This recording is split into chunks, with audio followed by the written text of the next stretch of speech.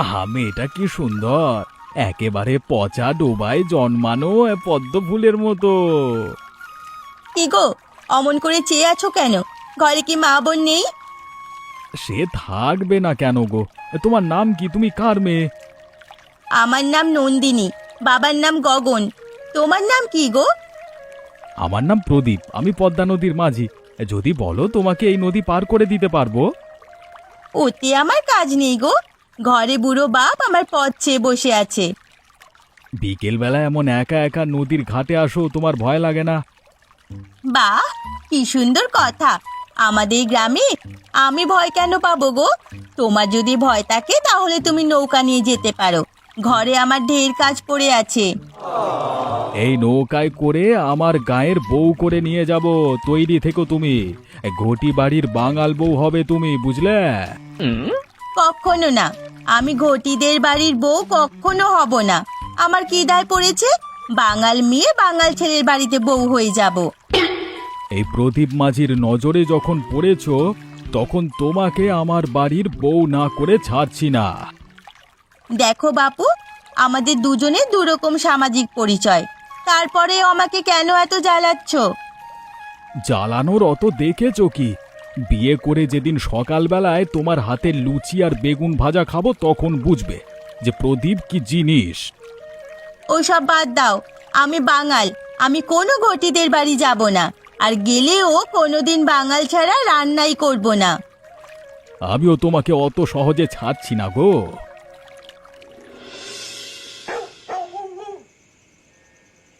মাগো, আমার আজ মনটা বড় খারাপ। কি হলো রে খোকা? তোকে কেউ কিছু বলেছে? আহ মা, আমি যা বোঝাতে চাইছি তোমাকে তা কিভাবে বোঝাবো? হো, বুঝতে পেরেছি।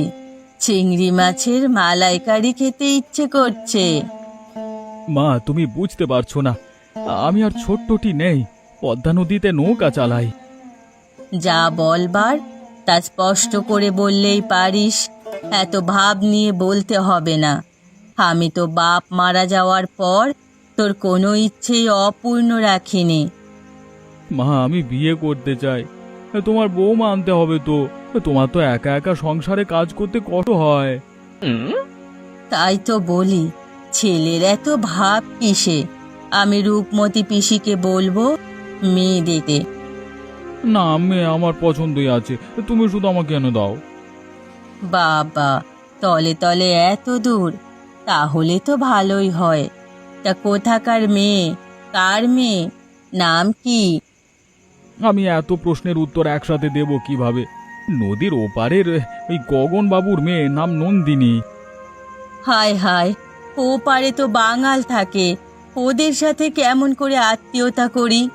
ওদের চাল চলন আর আমাদের চাল চলন তো আলাদা। ও মেয়ে কি আমাদের বাড়িতে এসে সব মানিয়ে নিতে পারবে? সে পরে দেখা যাবে। রূপমতিকে আমার চাই চাই। ওকে যদি তুলে এনে বিয়ে করতে হয় তাহলে তাই করব। বাবা, এত দূর? বলি, আগে তো বিয়ের কথা বললেই রেগে যেতি, আর এখন বিয়ের জন্য তো আদা জল খেয়ে নেমেছিস। তাও তো করতে হবে না। দুদিন পর আমি তোকে নিয়ে গগন বাবুর বাড়ি যাব। যদি পারি মেয়ে বিয়ে করিয়ে সঙ্গে নিয়ে আসবো। আমার একমাত্র ছেলে বলে কথা। এই তো আমার লক্ষ্মী মা।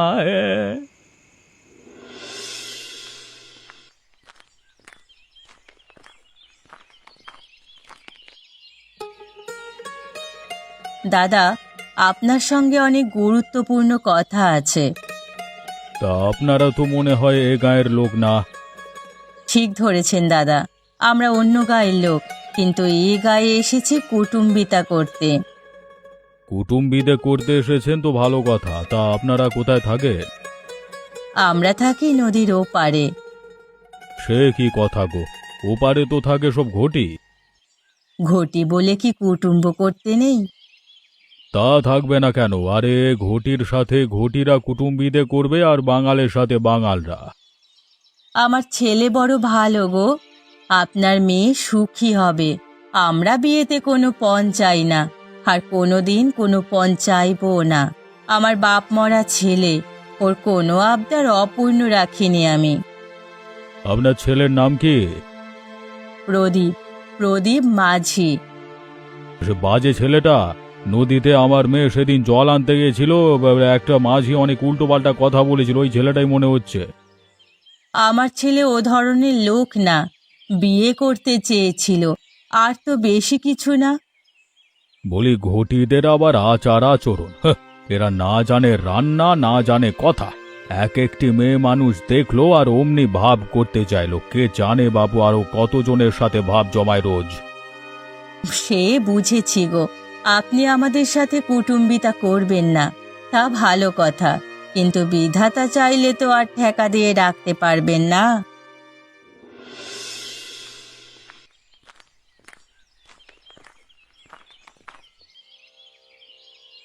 গিন্নি শুনছ? তা এমন চেঁচাচ্ছ কেন গো? বলি তোমার কি মাথায় বাজ পড়লো নাকি? আমার মাথায় যদি বাজ পড়ে তাহলে আমি অন্যদের মাথায় বাজ ফেলবো কি করে গো? তা এবার কার মাথায় বাজ ফেলবার পায়তারা হচ্ছে শুনি? আরে আমাদের প্রতিবেশী গগনের মাথায় গো। আরে ও মেয়েটা দেখেছো, মানে কি সুন্দর, একেবারে সুন্দরী টুকটুকে হয়েছে। তা কি তুমি আবার বিয়ে করবে কিনা ভাবছো? তোমার তো বিয়ে রোগ ছিল আগে থেকেই। বলি মাথা কি তোমার গেছে? আমি নন্দিনীর সাথে পবনের বিয়ে দেব। তা তোমার নেশাখর ছেলেকে বিয়ে দিয়ে কে মেয়ে দেবে? প্রস্তাব নিয়ে গেলে দেখবে ঝাঁটা দিয়ে পিটিয়ে বের করে দেবে। এমন প্যাঁচ মারবো না, আমার ছেলের কাছে মেয়ে বিয়ে না দিয়ে থাকতে পারবে না। তা কি প্যাচ একটু বলো শুনি। গগন দাদাকে আমি খুব ভালো করেই চিনি, সে তো তোমাকে তার বাড়ির আঙিনাতেই উঠতে দেয় না। আমার পাই এবার ঠাঁই হবে। একটু খুলে বললেই তো পারো, অত ভাব নেওয়ার কি আছে? তা কানে কি তালা মেরে রেখেছ? সকালে যে নন্দিনীর জন্য ঘটি বাড়ি থেকে সম্বন্ধ এসেছিল, গগন তো খুব রেগে গেছিল। তা নন্দিনীকে ঘটি বাড়ির লোক দেখলো কিভাবে? কোথায় আবার, নন্দিনী যখন বিকেল বেলায় নদীর ঘাটে জল আনতে যায় তখনই তো প্রদীপ মাঝির নজর পড়ে। তাহলে আর দেরি কেন গো, তোমার সাথে আমিও নেমে পড়লাম।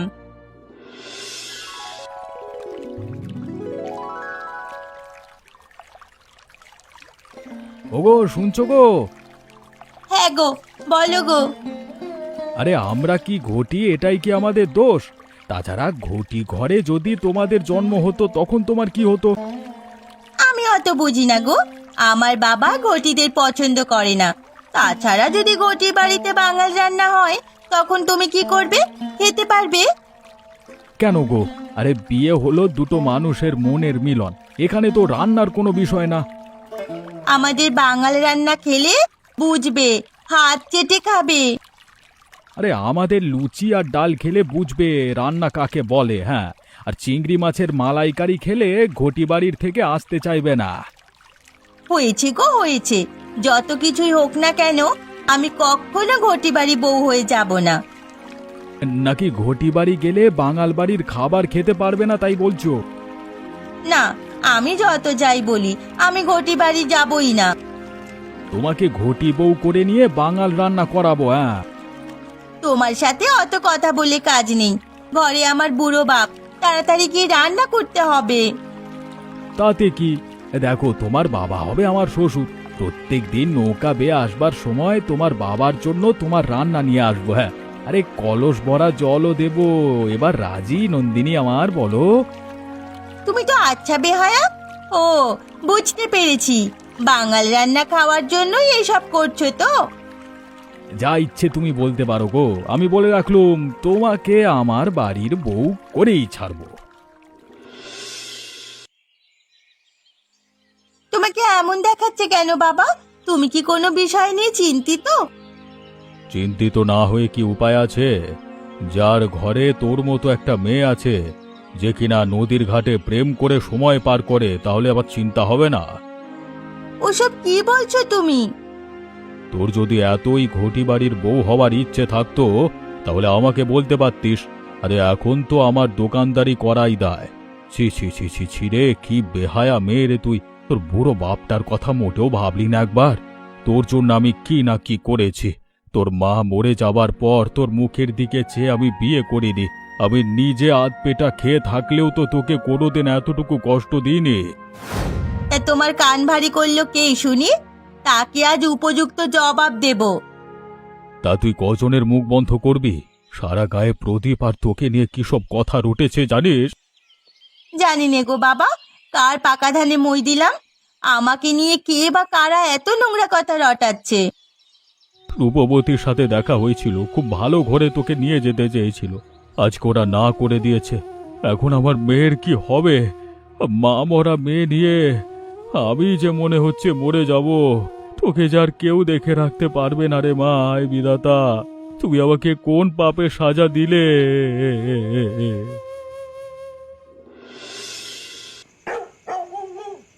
বাবা, তুমি যদি এত ভেঙে পড়ো কি করে চলবে? তুমি একটু শক্ত হও। তুই বুঝবি না রে, হারের মাঝি তার ছেলের সাথে তোর বিয়ে দেওয়ার জন্য এত কুটচাল চালছে। বাবা আমাদের সম্পদ নিতে অমন করছে গো। হ্যাঁ রে মা, আমি আজকে 15 দিন যাবৎ দোকান বন্ধ করে রেখেছি। ঘরে কোনো বাজার নেই। তুই শাক তুলে রান্না করছিস, কিন্তু এভাবে আর কতদিন? তুমি অত ভেবো না গো, প্রয়োজনে আমি দোকান খুলবো। তাই খোল গো মা, ওভাবে তো আর চলছে না। পরে কাউকে পেলে দোকান ভাড়া দিয়ে দেব। হরেন মাঝির কুটচাল মাত্র শুরু। এই লোক যে কত মানুষকে সর্বশান্ত করেছে, ওর অমঙ্গল বিধাতা করবেন। হ্যাঁ, তাই যেন হয়, বিধাতা যেন তাই করে। তখন ওকে ওভাবে বলা ঠিক হয়নি। ঘটি হোক, পবনের চেয়ে তো প্রদীপ অনেক ভালো ছেলে। ওইসব কথা বাদ দাও। আমি শুধু চিন্তা করেছি, ঘটি বাড়িতে বাঙাল মেয়ের বিয়ে হলে মানিয়ে চলতে পারবে না। ওদের খাওয়া দাওয়া আলাদা, ওদের সাথে তুই মানাতে পারবি না।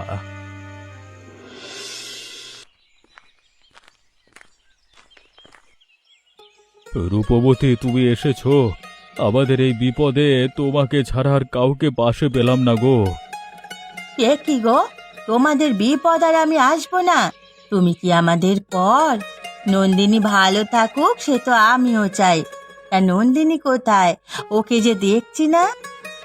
ওকে দোকানে পাঠিয়েছি। হ্যাঁ গো গগনদা, তোমাকে বলি, নন্দিনীকে এর মধ্যে তুমি দোকানে পাঠালে কিভাবে? কি করব, আবার অবস্থা তো তুমি জানোই, একদম বেকায়দায় পড়ে গেছি। যদি দোকানে না পাঠাই তবে পবন কখন এসে দোকান লুট করে নিয়ে যাবে তার ঠিক নেই। ভালো কাউকে পেলে দোকান ভাড়া দিয়ে দেব। কিন্তু তোমার দোকানের মাল লুট হলে হোক, নন্দিনীকে যদি কিছু বলে, বলি আমাদের নন্দিনীর মতো রূপবতী মেয়ে পুরো গ্রামে আর আছে? আচ্ছা, তুমি মোটেও ঠিক করনি দাদা। ওভাবে তো ভেবে দেখিনি। যাই যাই, ওকে নিয়ে আসি। বসো, একটু পর এমনি এসে পড়বে। তোমার সাথে আমার কিছু কথা আছে। কি বলবে? আবার পোড়া কপাল, মেয়েটার মা নেই, আর আমি তো যাই যাই করছি। আর এখন কত খারাপ আমাদের সাথে ঘটেছে। মেয়েটাকে যদি উপযুক্ত পাত্রের হাতে সমর্পণ করতে না পারি তবে মরেও শান্তি নেই। সেই ব্যবস্থাই তো করতে চেয়েছি গো। বলি প্রদীপকে নিয়েই রটনাটা রটেছে। তা যারা রটনা রটিয়েছে তাদের মুখে চুনকালি মাখাতে হলে নন্দিনী আর প্রদীপের বিয়ে দিতে হবে। কিন্তু আমরা তো বাঙাল, ঘটি বাড়ি কেউ মানিয়ে নিতে পারবে? কেন পারবে না? নন্দিনী ঘটি বাড়িতে বাঙাল রান্না করবে। আর প্রদীপ তো বলিয়েই দিয়েছে, নন্দিনীর বাঙাল রান্নায় কোনো আপত্তি নেই। তবে তাই করো গো রূপমতি, আমার আর ভালো লাগে না। প্রদীপ ছেলে হিসেবে ভালো, দেখতে শুনতে চমৎকার, আর হাড়ের মাঝির মুখে চুনকালি পড়বে তাতে। কাঁটা দিয়ে কাঁটা তুলতে হবে গো। যাক, অবশেষে আমাদের ঘটি বাড়িতে বাঙাল মেয়ে এলো, তাও আবার বউ হয়ে। হ্যাঁ, এলাম গো। এবার তো আমার বাবা গ্রামে মুখ তুলে বাঁচতে পারবে। যদি তোমার বাড়িতে বউ না হয়ে আসতাম তবে পবনের ঘরে আমাকে যেতে হতো। আমার বাবা তো এই চিন্তায় শয্যাশায়ী হয়ে পড়েছিল। আরে হাড়ের মাঝি তো আচ্ছা বজ্জাত, তা না হয় কেউ অমন করে ছোট করে কাউকে। তুমি আর আমি শুধু কথাই তো বলেছি, আর এত কিছু করে ফেলেছে। যাই হোক, এবার তো সব সমাধান হয়েছে গো। এবার একটু হাসো লক্ষ্মীটি। সত্যি, যারা খারাপ তারাই খারাপ দেখে গো। কদিন পর তোমাদের গ্রামে গিয়ে ওদের একটু শিক্ষা দিয়ে আসবো। তুমি অনেক ভালো গো, আমার দুর্দিনে আমার পাশে থেকেছো, আর এমনি ভাবে সব সময় পাশে থেকো গো। তাই থাকবো। আরে এখানে প্রথমে একটু মানিয়ে নিতে কষ্ট হবে গো, কিন্তু তারপরেই সব ঠিক হয়ে যাবে। বাবা কি করছে কে জানে। এখন চিন্তামুক্ত হয়েছেন, দেখবে এখন সুস্থ হয়ে যাবেন। এবার ঘুমাও লক্ষ্মীটি। পবনকে দুটো কথা না শোনাতে পারলে আমার ঘুম হবে না। তোমার হয়ে না হয় দুটো কথা আমি শুনিয়ে দেব। দেখ পবন, আমার মেয়ের জামাই আমার জন্য দুপুরের খাবার নিয়ে এসেছে। মেয়ের জামাই পদ্মা নদীতে নৌকা চালায় তোর বাবার মতো।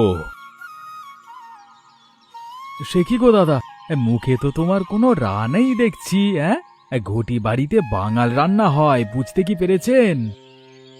আরে রাগ করবেই বা কোন মুখে? আরে ছেলে বেকার, শুধু মদ গেলে বসে বাপও তেমনি। আরে চাল খেলে ছেলে বিয়ে করতে চায়। যার ছেলে কাজ করতে পারে না তার বাবা মার এত বৌমা দেখবার শখ কিসের? ছেলে বিয়ে করাবে আর বৌমা দিয়ে বুঝি পদ্মা নদীর নৌকা চালিয়ে সংসার চালাবে বোধ হয়। হ্যাঁ, হাড়ের মাঝির তো এই কামনা। আরে এক রত্তি ছেলে, বৌমা চায় 10 রত্তি।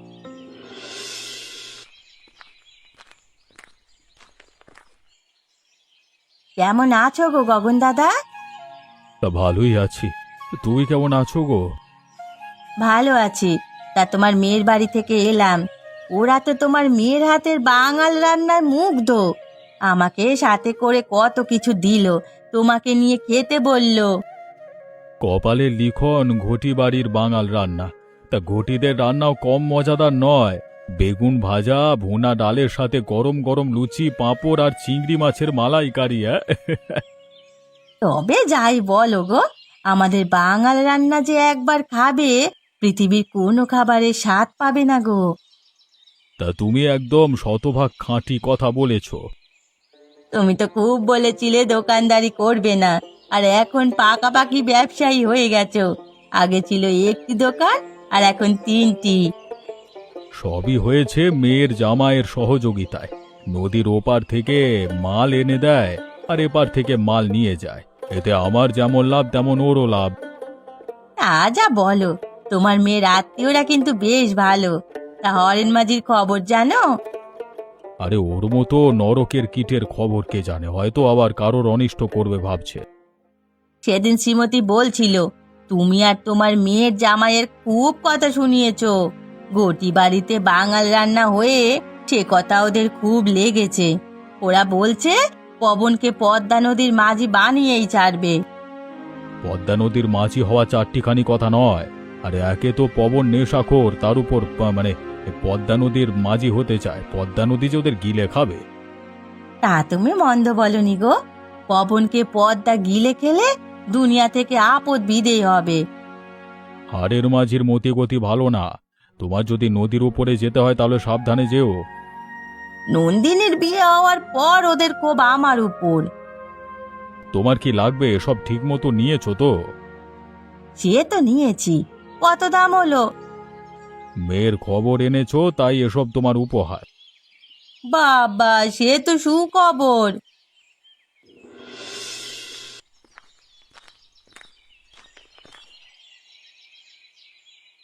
কি ব্যাপার, হঠাৎ গরিবের বাড়িতে হাতির পা? আমার সব শেষ হয়ে গেছে দাদা, আমার সব শেষ। তা কি হলো আজকে তোমাদের এই রূপ? সারা জীবন তো কেবল মানুষের অনিষ্ট করতে দেখেছি। আমার সব শেষ গো দাদা। আমার ছেলে পদ্মা নদীতে নৌকা চালাতে গিয়ে নৌকা সহ ডুবে মারা গেছে। এখন আমার সব শেষ, একমাত্র ছেলে নৌকা দুটোই শেষ। আমি আজকে পথের ফকির। সে তো হবেই। তোমার নেশাখোর ছেলে পদ্মা নদীতে নৌকা চালাতে গিয়েছে, পাগলি পদ্মা তো গিলে খাবেই। তুমি সাথে গেলেও তো হতো, ধীরে ধীরে শিখতো। সবটাই কপাল। নেশা ছেড়ে দিয়েছিল, কিন্তু কিভাবে যে হলো। সারা জীবন ভোর কেবল পরের অনিষ্ট করেছ, এবার বোঝো বিধাতার লীলা।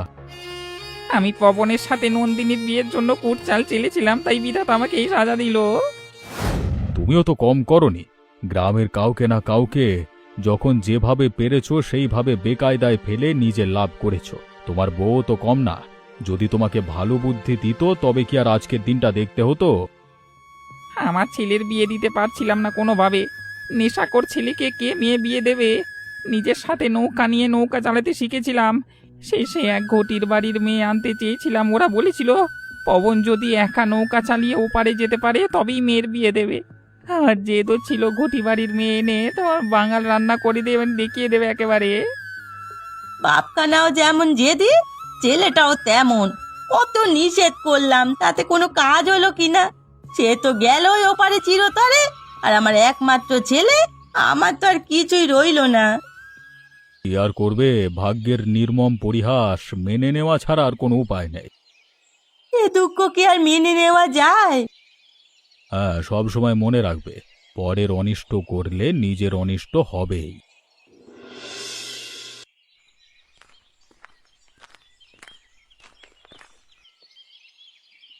ও মা, ও কি হরেন দাদা, তোমার নিজের বাড়িতে অনাথ আশ্রম?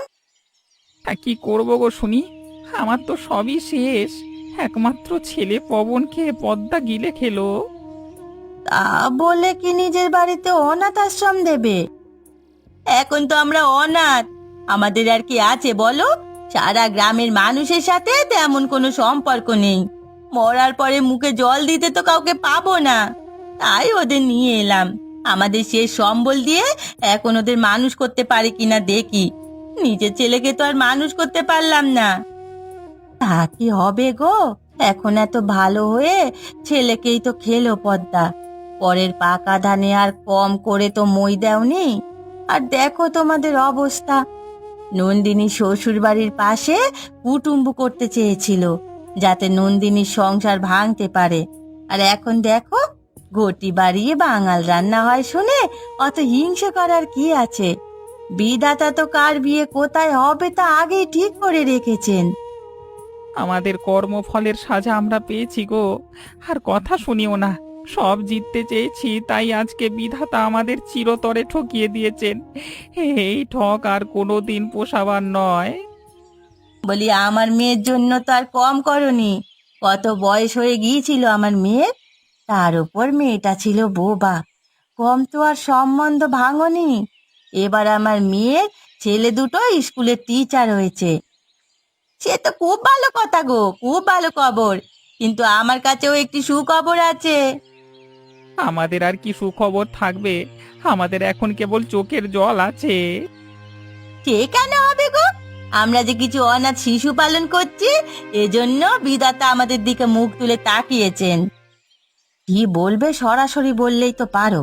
আমরা যে অধীর আগ্রহ নিয়ে বসে আছি, আমার আবারও সন্তান হবে।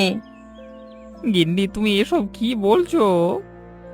আমরা যে কিছু অনাথ বাচ্চা পালছি, সেজন্য বিধাতা আমাদের দিকে মুখ তুলে তাকিয়েছেন।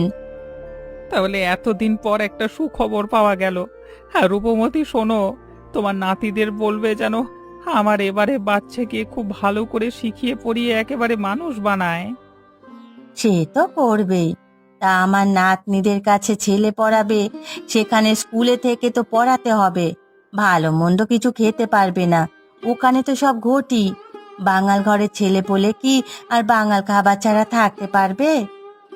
সে কি কথা গো, আমাদের নন্দিনী আছে না, ঘটি বাড়ির বাঙাল রান্না তো সেখানেও পাওয়া যাবে। বাচ্চাদের মুখ দেখলেই কি আবার আগের রূপ ফিরে পাবো গো? আমার আগত সন্তানের দিব্যি দিলুম, কোনোদিন পরের অনিষ্ট করবার চিন্তাও করব না। আমি আবার পদ্মা নদীর মাঝি হব গো। ওসব কেন করবে গো? না গিয়ে উপায় আছে। আমাদের এখন কতগুলো শিশু পালতে হবে বলো তো? হ্যাঁ, ওদের একটা উজ্জ্বল ভবিষ্যৎ গড়তে হলে অনেক টাকার প্রয়োজন। আমি আস্তে আস্তে আমার আমার ধানি জমির উপর একটা বিদ্যালয় করব। দেখো, আমাদের গ্রাম কেমন দিন দিন অন্য গ্রামের থেকে মানে এগিয়ে যায় দেখবে।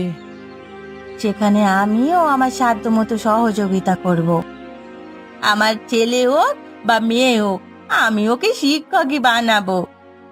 আর এই অনাথ বাচ্চাগুলো কি করবে? ওদেরও তাই করব। এখন এইসব বাচ্চা আমাদেরই।